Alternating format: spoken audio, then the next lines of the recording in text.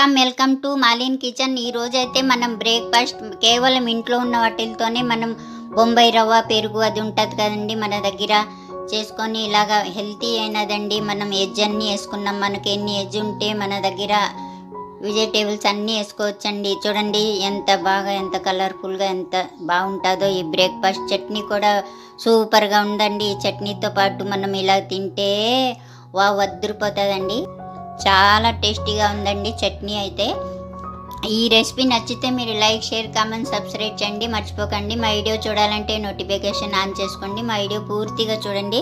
వీడియోలో ఎలాగుందో అలాగే చేయండి. చాలా అద్దరిపోతుందండి ఈ బ్రేక్ఫాస్ట్ అయితే.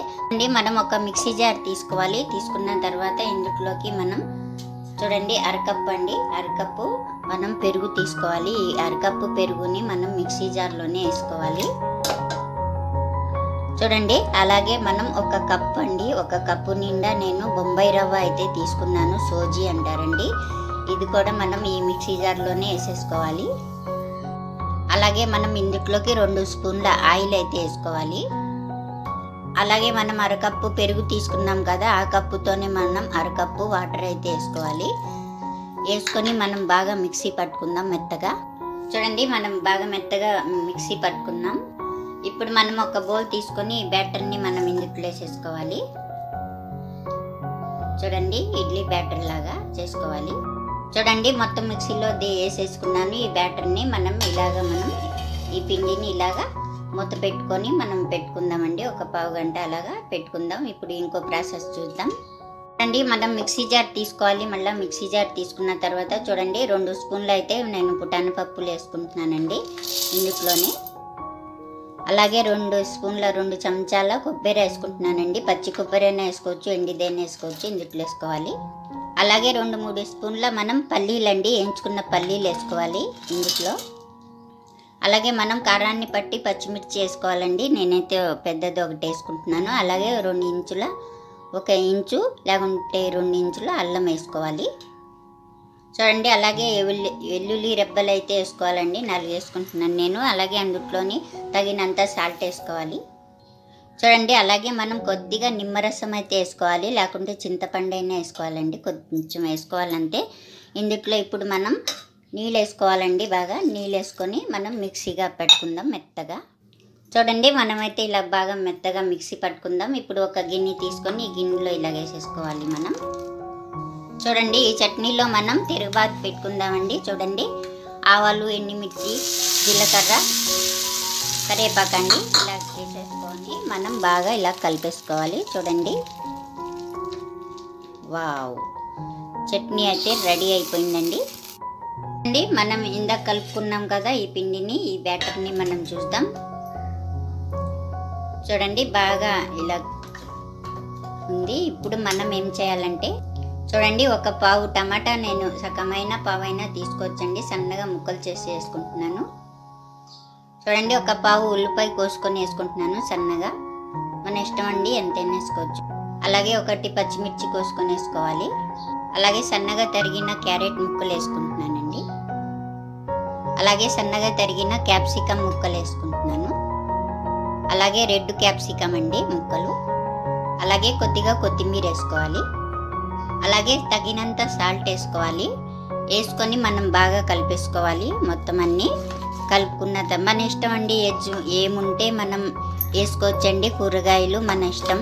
చూడండి బాగా కలిపేసుకోవాలి. చూడండి ఇలా మనం బాగా కలుపుకున్న తర్వాత ఒక చిటికెడ అయితే మనం సోడా పొడి అయితే వేసుకోవాలి. ఒక చిటికెడ అండి వేసుకొని మనం బాగా కలిపేసుకోవాలి.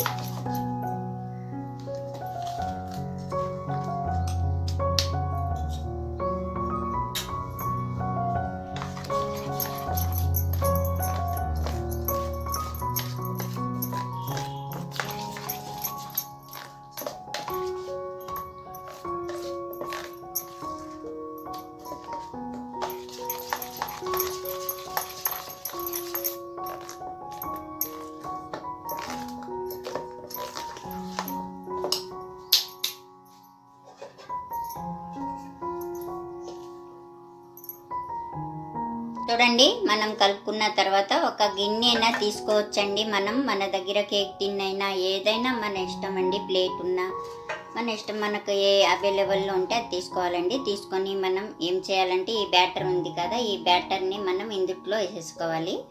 చూడండి ఇలా ఉండాలి బ్యాటర్ అయితే మనకు. వేసిన తర్వాత ఇప్పుడు చూడండి మనం ఒక గిన్నె అయినా పాత్ర తీసుకోవాలి. తీసుకున్న తర్వాత మనం వాటర్ అయితే వేసుకోవాలి. వేసుకొని ఒక స్టాండ్ అయితే పెట్టుకోవాలి. అలాగే నిమ్మ చెక్కలు ఏమైనా ఉంటాయి కదండి మన దగ్గర, అది వేసుకుంటే గిన్నె నల్లగా కాదండి, బాగా వైట్గా తెల్లగా ఉంటుంది. ఇప్పుడైతే మనం ఏం చేయాలంటే బాగా ఉడికేటప్పుడు మనం నీళ్ళు, ఈ బ్యాటర్ ఉంది కదా, ఈ బ్యాటర్ని మనం ఇందులో పెట్టేసుకోవాలండి ఇలాగా. అలాగే దీనిపైన మనం ఒక ప్లేట్ పెట్టుకోవాలండి, మూత ఇలా పెట్టుకున్న తర్వాత పైనుంచి కూడా ఇలా ప్లేట్ పెట్టేసుకోవాలి ఆవిరిపోకుండా అండి. ఇప్పుడు మనం అలాగే ఒక 10 నిమిషాలు అయితే ఇలాగే ఉడికించుకుందాం. మనం చూసేసుకుందామండి. చూద్దాం. చూడండి, వావ్, చూడండి మనకైతే ఇది దుడ్డు పిన్నేసి ఇలా చూసుకోవాలి. చూడండి మాకైతే ఏది అంటుకోలేదు. నేను పైనుంచి కొద్దిగా కొంచెం కారం పొడి అయితే వేసుకున్నానండి, బాగుంటుందని కలర్ఫుల్గా. కొద్దిగా ఒక చిటికెడు. ఇప్పుడు మనం బయట తీసేసుకుందాం. చూడండి మనకైతే ఇలా సైడ్ నుంచి వచ్చేసింది చూసారా. ఇప్పుడు మనం ఏం చేయాలంటే ఇలా చేసేసుకోవాలి. వావ్, చూసారండి ఎలాగైందో. వావ్, ఇదైతే రెడీ అయిపోయింది. కట్ చేసుకుందాం ముక్కలు. ఈ రెసిపీ నచ్చితే లైక్ చేయండి.